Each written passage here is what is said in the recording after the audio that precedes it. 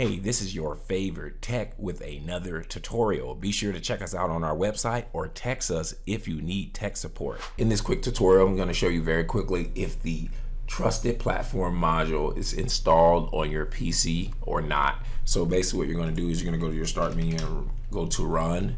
You can run and go ahead and click that. It's going to pop up this. Then I want you to put in TPM.msc. Press enter. And it's going to load up your trusted platform module management on your local computer, and it says compatible TB cannot be found. So basically that means that the trusted platform module is not installed on your computer.